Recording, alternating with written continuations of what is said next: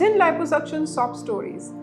Let's discuss why you didn't get the snatched jawline you dreamt of even after a chin liposuction. Hi, I'm Dr. Mrinalini Sharma. In this video, I'm going to be telling you as to why sometimes chin liposuction does not give you the desired results. For us to understand why this happens, first we have to know what really does a jawline comprise of. The shape of a jawline depends on many factors. One is the shape of your jawbone in general, how big it is, how small it is, the size of your chin, whether it's a small chin, whether it's a strong chin, it's a retruded chin, or it's a chin which is too big. Third is the amount of fat in the area, that is a submental fat, which is the only part which a chin liposuction actually addresses. Fourth, more so in aging patients, is the presence of sagging skin in that area. So if we have to give you a good jawline, we have to address all or at least majority of these factors to give you the desired results. So let's see what happens classically. A patient comes with a heavy jaw. She or he thinks that we do a liposuction and the job is done. So liposuction takes care of only one component, that is the fat.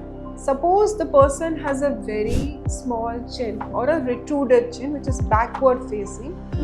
Then because of the effect of the shape of the chin, even if you were to do a liposuction, this angle still doesn't get defined, it still looks an obtuse angle. That is why we need something to augment the chin also. That is where the role of chin fillers or actually chin implants comes into play. Once we're able to give the chin the desired projection in size, you can actually create a very good jawline, and it can also camouflage a heavy face, giving the appearance of a sharper jawline. The second factor is the presence of loose skin. This is very important in aging people, so people in their 40s, because this is a time when I would say just about 40% of the problem is of fat, which can be addressed with a liposuction. The remaining 60% is actually loose skin, which will not be treated by a liposuction. It will require some form of skin tightening, either non-surgical, say threads or Ultherapy, or surgical in the form of a neck lift. The third thing which needs to be addressed is also the presence of certain glands in this area. So we have something called the submandibular glands in our jawline, which gradually prolapse, as in they come down as one ages.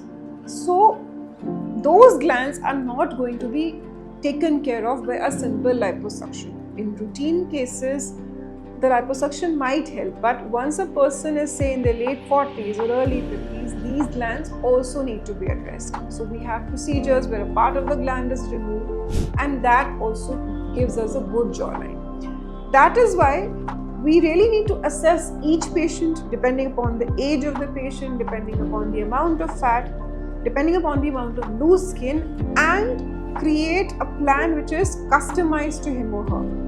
Plainly, chin liposuction will always fail in most patients. So if you're wanting a desired jawline, don't come and suggest to the doctor that chin lipo kar do, otherwise you'll end up being upset with the result. Listen to what he or she has to tell you and be ready to, have that concoction of treatments which suits you best and gives you the desired results. This in brief is about chin and jawline contouring. If you want to have any further knowledge regarding this particular topic, please feel free to reach out to us, and we'll be more than happy to guide you through your process. Thank you so much.